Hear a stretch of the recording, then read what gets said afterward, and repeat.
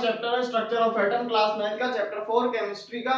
इसमें हम पढ़ने वाले हैं आज डिस्कवरी ऑफ प्रोटॉन के बारे में। पिछले वीडियो में हमने बात की थी डिस्कवरी ऑफ इलेक्ट्रॉन की। आज हम जानेंगे कि प्रोटॉन की डिस्कवरी किस तरीके से हुई। प्रोटॉन जिसमें पॉजिटिव चार्ज होता था।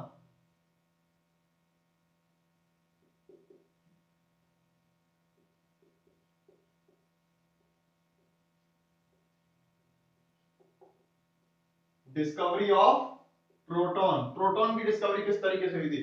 तो पिछले लेक्चर में हमने एक मशीन को डिस्कस किया था, एक डिवाइस को डिस्कस किया था जिसको हम कहते हैं डिस्चार्ज ट्यूब। डिस्चार्ज ट्यूब को डिस्कस किया था हमने।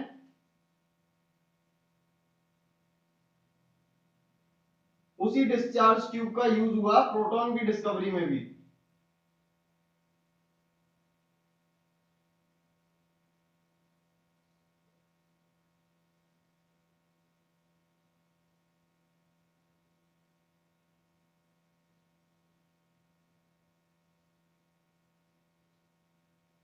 तो ये हमने डिस्चार्ज ट्यूब बना दिया है। यहां पे एक वाल्व निकाल देंगे वैक्यूम के लिए।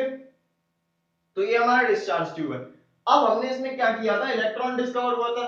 तो अब यहाँ पे इसी में एक और एक्सपेरिमेंट, उसी टाइप का एक्सपेरिमेंट किया गया, लेकिन उसमें क्या ऑब्जर्व किया गया, जैसे कि ये हमारा पॉजिटिव टर्मिनल है, ये हमारा नेगेटिव है। जो हमारी कैथोड रेज थी वो क्या कर रही थी, पॉजिटिव की तरफ आ रही थी। लेकिन कुछ ऐसी रेज भी थी उस टाइम, कुछ ऐसी रेज भी ऑब्जर्व हुई जो कि क्या हो रहा था, उनको देख के ऐसा लग रहा था कि वो पॉजिटिव से नेगेटिव की तरफ जा रही हैं। मतलब इस तरीके की रेज भी हमको मिली थी वहां पे। अब कैथोड रेज जो थी, कैथोड रेज का जो मास होता था और जो चार्ज होता था, वो इस पे डिपेंड नहीं कर रहा था कि हमने इसके अंदर कौन सी गैस ली है। डिस्चार्ज ट्यूब के अंदर, डिस्चार्ज ट्यूब के अंदर हमें कोई गैस लेनी होती है लो प्रेशर पे, तो हमने कौन सी गैस ली, हम कोई सी भी गैस ले लें लेकिन कैथोड रेज का क्या हो रहा था, चार्ज और मास जो था वो सेम आ रहा था। लेकिन ये तो कैथोड रेज नहीं, कैथोड रेज इस तरीके से आ रही थी, इस डायरेक्शन में। कैथोड रेज पॉजिटिव की तरफ आ रही थी नेगेटिव से। लेकिन ये वाली जो रेस थी जो नेगेटिव की तरफ जा रही थी, इनका जो मास था और जो चार्ज था वो डिपेंड कर रहा था कि हमने कौन सी गैस ली। मतलब अगर हम गैस बदल दें तो वो चेंज हो जाता था, चार्ज और जो मास होता था इनका। तो यानी ये कुछ उनसे तो कुछ अलग है, कैथोड रेस से कुछ अलग है, तो इनको नाम दिया गया कैनल रेज। कैनल रेज या फिर एनोड रेज, क्योंकि ये क्या कर रही थी, एनोड से, ऐसा लग रहा था कि ये एनोड से निकल के कैथोड की तरफ जा रही है, लेकिन ये एनोड से निकल नहीं रही थी, कैथोड की तरफ जा रही थी, लेकिन एनोड से नहीं निकल रही थी। ये यहीं बीच में हो रहा था, बीच में कुछ रिएक्शन हो रही थी जिस वजह से ये कैथोड की तरफ जा रही थी। तो इन रेस को नाम दिया गया कैनल रेस। अब ये नेगेटिव की तरफ जा रही है तो यानी ये अट्रैक्ट हो रही है नेगेटिव की तरफ, तो इन पे कौन सा चार्ज होना चाहिए, पॉजिटिव चार्ज। तो यानी इन पे कौन सा चार्ज होता था, कैनल रेस पे पॉजिटिव चार्ज होता था।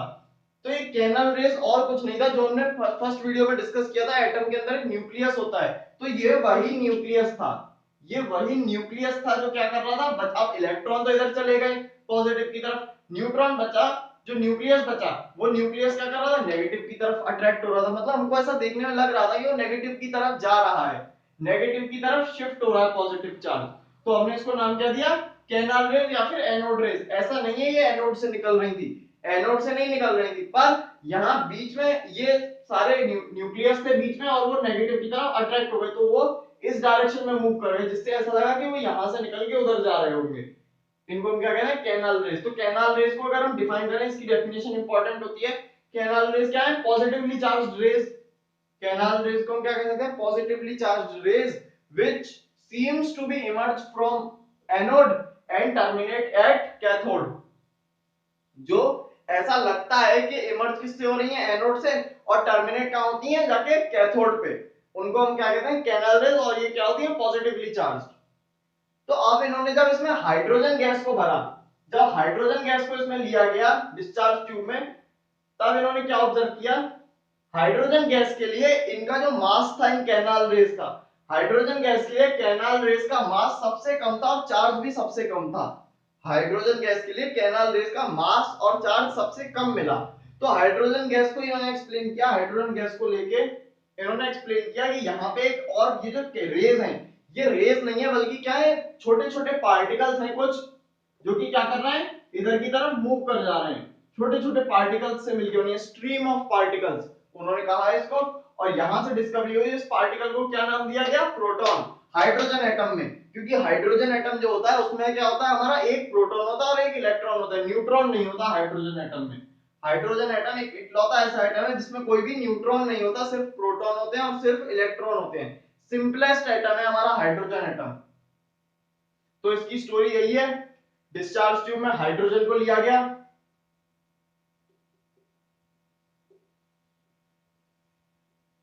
was taken in discharge tube. Discharge tube इसको कहते हैं, ग्लास का ट्यूब होता है जिसमें टर्मिनल्स बने होते हैं और इसमें एक वाल्व होता है वैक्यूम के लिए। डिस्चार्ज ट्यूब, हाइड्रोजन को लिया डिस्चार्ज ट्यूब में, and high voltage was applied across it। उसके अक्रॉस हमने क्या किया, हाई वोल्टेज लगा दी, बहुत ज्यादा हाई वोल्टेज हमने उसके अक्रॉस लगा दिया। तो ये तो हमने किया। अब इन्होंने ऑब्जर्व क्या किया, it was observed that some rays were coming towards cathode. Cathode की तरफ आ रही थी, कैथोड रेज क्या था, एनोड की तरफ आ रही थी। कैथोड रेज एनोड, कैथोड से निकल रही थी। रेज का नाम इससे दिया जाता है कि वो कहां से रिलीज हो रही है, कहां से निकल के कहां जा रही है। कैथोड रेज जो थी वो कैथोड से निकल रही थी। ये क्या है, हमारी एनोड रेज। तो ये एनोड से निकलेंगी लेकिन जाएंगे कहां, कैथोड पे। तो ये कंफ्यूज नहीं होना कि यहाँ पे कैथोड कैसे आ गया, ये पॉजिटिव प्रोटॉन की डिस्कवरी में कैथोड, ये जाएंगी तो कैथोड की तरफ, जैसे इलेक्ट्रॉन की डिस्कवरी में एनोड की तरफ आ रही थी। तो भाई अपोजिट चार्ज होते हैं, अपोजिट चार्ज एक दूसरे को अट्रैक्ट करते हैं, तो उल्टी तरफ ही तो जाएंगे, ये अपोजिट साइड ही जाएंगे। ये पॉजिटिव है तो ये नेगेटिव की तरफ जाएगा, वो नेगेटिव था तो वो पॉजिटिव की तरफ आया था। इसी तरीके से rays were coming towards cathode, cathode की तरफ कुछ रेज आ रही थी, named as canal rays. Canal rays, इन रेज को नाम दिया गया, ऐसी रेज को ऑब्जर्व किया गया। फिर बाद में बाद में इन्होंने और रिसर्च की इस पे, तो उन्होंने देखा ये रेज नहीं है बल्कि स्ट्रीम ऑफ पार्टिकल्स हैं। पार्टिकल्स हैं जो इधर की तरफ मूव कर रहे हैं। उन पार्टिकल्स को क्या नाम दिया गया, प्रोटॉन्स, जिन पे क्या होता है, पॉजिटिव चार्ज। तो यही इसकी स्टोरी है।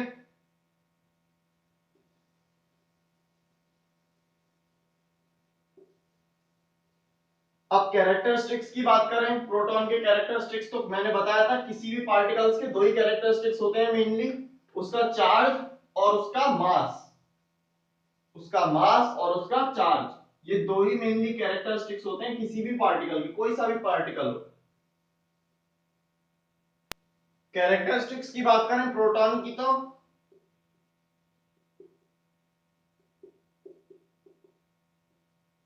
कैरेक्टरिस्टिक्स ऑफ प्रोटॉन,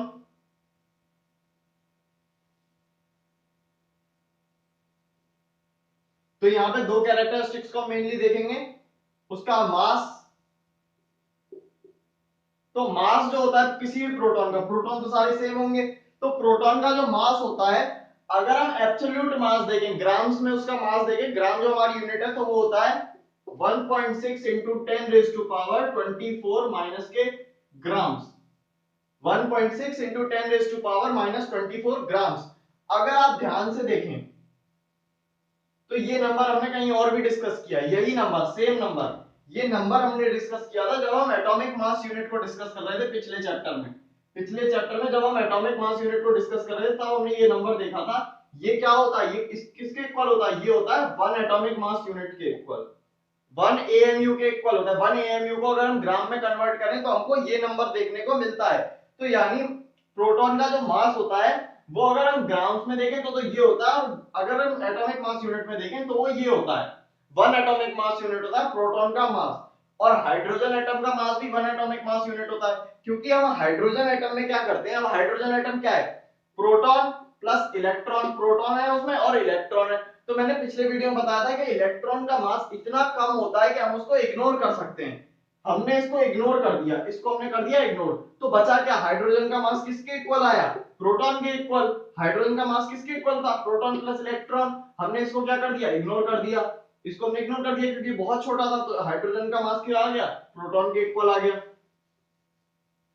इसलिए प्रोटॉन का मास क्या होता है, 1 एटॉमिक मास यूनिट अप्रोक्सीमेटली। ये रिलेटिव एटॉमिक मास है, इसका रिलेटिव एटॉमिक मास है एटॉमिक मास यूनिट में, एब्सोल्यूट मास इसका ये है 1.6 into 10 raised to power minus 24 ग्राम।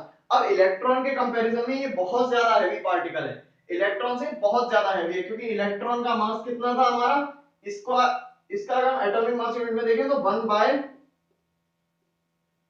इतना पार्ट था, यानी एक प्रोटॉन से इतना हल्का था, इतने टाइम्स हल्का था वो, 1840 टाइम्स कम वेट था उसका, और प्रोटॉन का वेट उससे 1840 टाइम्स ज्यादा है।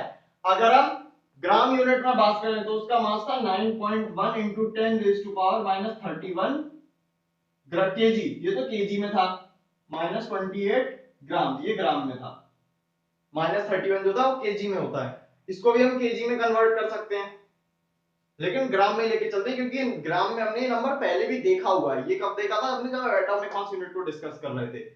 तो मास की बात कर ली हमने, मास क्या होता है 1.6 into 10 raised to power minus 24, जो कि होता है ग्राम्स में, और एटॉमिक मास यूनिट में प्रोटॉन का मास कितना होता है, 1 atomic mass unit, hydrogen atom के मास के बराबर, क्योंकि वहां पे हम क्या करते हैं, इलेक्ट्रॉन के मास को इग्नोर कर देते हैं। अब बात करते हैं इसके चार्ज की। तो चार्ज, अब ये पॉजिटिवली चार्ज पार्टिकल है, और मैंने बता चुका हूं कि इलेक्ट्रॉन और प्रोटॉन दोनों का चार्ज क्या होता है, सेम होता है, बस एक दूसरे का अपोजिट होता है, मेजर में सेम होता है, उनका मैग्नीट्यूड जो होता है, मेजर जो होता है वो सेम होता है, लेकिन नेचर दोनों का अपोजिट होता है, इसलिए वो एक दूसरे को अट्रैक्ट कर लेते हैं। तो प्रोटॉन के चार्ज की बात करें, चार्ज जो होता है प्रोटॉन का वो होगा पॉजिटिव का, इलेक्ट्रॉन का चार्ज जो था वो इसी का, यहाँ पे अगर हम नेगेटिव लगा दें तो ये क्या होगा, इलेक्ट्रॉन का चार्ज, लेकिन ये प्रोटॉन का चार्ज है तो ये positive 1.6 into 10 raised to power minus 19 coulomb.